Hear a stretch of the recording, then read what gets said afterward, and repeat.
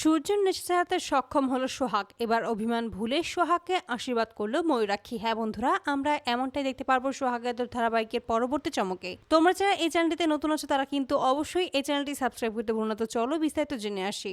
সোহাগ যে কোনো ভাবেই হোক সূর্যের এবার নেশা ছাড়াতে হবে এমনটাই প্রতিজ্ঞা করে নেয়। আর এই নেশা ছাড়ানোর পরেই তো সে এই বাড়ি থেকে ছুটে পাবে এবং এই বাড়ি থেকে তার গ্রামে চলে যেতে পারবে এবং ওই মতিলালের হাত থেকে নিজের পরিবারকে বাঁচাতে পারবে। আর নিজের পরিবারকে বাঁচানোর জন্যই এই সমস্ত কাজ শুরু করে দিয়েছে সোহাগ। ওই কবিরাজের কাছে যাওয়ার জন্য এখনো 7 দিন বাকি রয়েছে। আর এই সমস্ত কিছুই সে ভেবে পায় না যে এই 7 দিন এখন সে কি করবে, কিন্তু ভাবতে ভাবতে সে খুঁজে পায় যে এমন কোনো কাজে করাই যায় যার মাধ্যমে এই 7 দিনে তার একটা টেস্ট চালানো হবে যে কোনোভাবে ওর নেশা ছাড়ানো যায় কিনা। আর এই সমস্ত ভাবতে ভাবতে তখন বিবেকের কাছে চলে আসে এবং বিবেককে সবটাই খুলে বলে। এতে করে বিবেক প্রথমে রাজি না হলেও বলে যে তোমার বন্ধু, তুমি তো রাজি হবেই বিবেক দা, দয়া করে আমাকে সাহায্য করো। এতে করে তখন বিবেক রাজি হয়ে যায় সাহায্য করার জন্য। অপরদিকে সমস্ত মদের বোতল তার কাছে নিয়ে আসে এবং ওখান থেকেই কৌশলে সমস্ত মদ বের করে ফেলে দেয় এবং ওই মদের বোতলের জায়গায় লিকার চা ঢুকিয়ে দেয় যেন কোনোভাবেই সূর্যের নেশা না হয়। আর এই সমস্ত কিছু দেখে তখন খুবই হাসি পায় বিবেকের। ঠিক সেই মুহূর্তে বলে বিবেক দা, তোমাকে আরো একটা কাজ করতে হবে। এতে করে বিবেক আরো অবাক হয়ে যায়। ঠিক সেই মুহূর্তে বলছে কি কাজ করতে হবে। ঠিক তখন বলছে তোমাকে সূর্য স্যারের সাথে ড্রিঙ্ক করতে হবে, কিন্তু তুমি এমন ভাবে করবে যেন সত্যি তুমি খুব মাতাল হয়ে গেছে এবং তোমার খুব নেশা ধরে গেছে।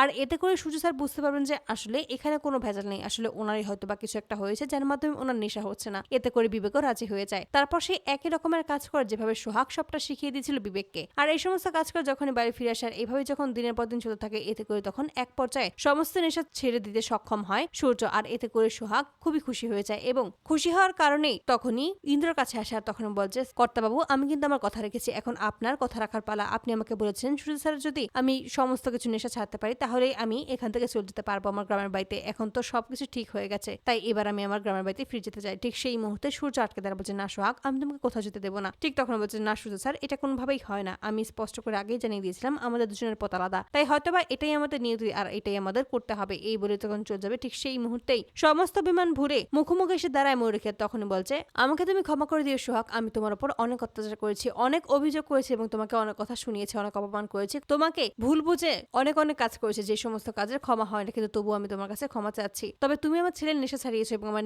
ছেলেকে সুস্থ একটা জীবন দান করেছো, আর তার জন্য আমি সত্যিই খুব খুশি। এই বলে তখন সোহাগকে মাথায় হাত বুলিয়ে দেয় এবং মাথায় হাত দিয়ে আশীর্বাদ করে দেয় যেন সে সবসময় ভালো থাকে, সুখে থাকে। তো বন্ধুরা, তোমাদের কি মনে হয় এবার কি সত্যি সত্যি সূর্য নেশা ছাড়তে পারলে শেষ মুহূর্তে সমস্ত বিমান ভুলে ময়ূরকে কি মেনে নিতে পারবে সোহাগকে? অবশ্যই তোমরা তোমাদের মতামত কমেন্ট বক্সে জানতে ভুলো না। ধন্যবাদ।